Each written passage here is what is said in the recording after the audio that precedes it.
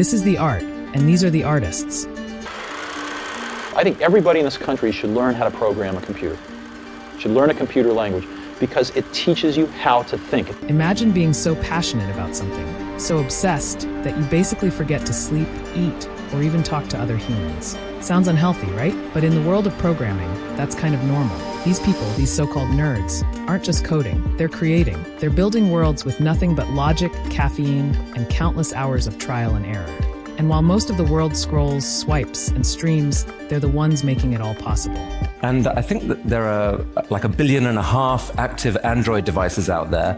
Your software is in every single one of them. If you've just started your programming journey, you probably don't recognize them yet. But believe me, these are the people who actually changed the world forever and pushed the human race forward.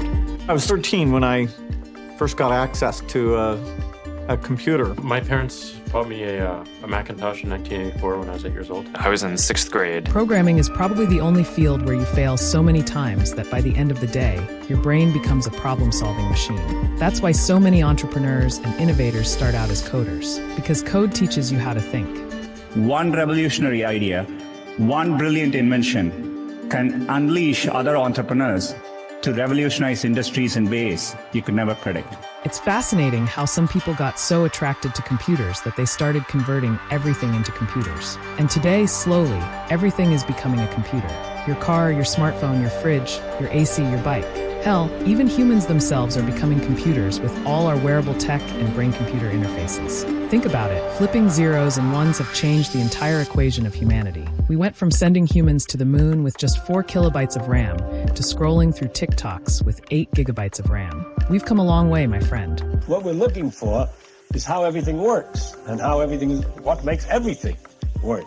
Over the years, we've shrunk computers to the size of our pockets while stacking abstraction over abstraction like digital Jenga. Programming is overflowing with syntax, control flows, data structures, algorithms, best practices, protocols, and paradigms. But beneath all that complexity lies something extraordinary, the power to create anything you can imagine. To outsiders, it's too complicated. Some even say it's magic. But here's the truth. Computers are the closest thing we've got to superpowers. They can see, hear, learn, imagine. And all of that, controlled by people like you, who know how to speak their language. We have this one life to appreciate the grand design of the universe. So remember to look up at the stars and not down at your feet. Try to make sense of what you see, and wonder about what makes the universe exist. Be curious. Programming is messy. Syntax errors, segmentation faults, runtime bugs, logic fails. It's like building a skyscraper while blindfolded. But when it works, when it finally runs, it feels like you just built a piece of the future. We've gone from machines that filled entire rooms to devices that fit in your pocket. And every year, we stack abstraction over abstraction, until most people have no idea how any of it actually works. Computers have completely reshaped how we work, how we live, and even how we think. It's wild to imagine what the next 100 years will look like. Who knows, maybe someday, we won't just use computers, we'll be them. So if you're here learning how to code, building stuff, failing, trying again, you're not just studying computer science. You're part of a quiet revolution, and that is the beauty of programming.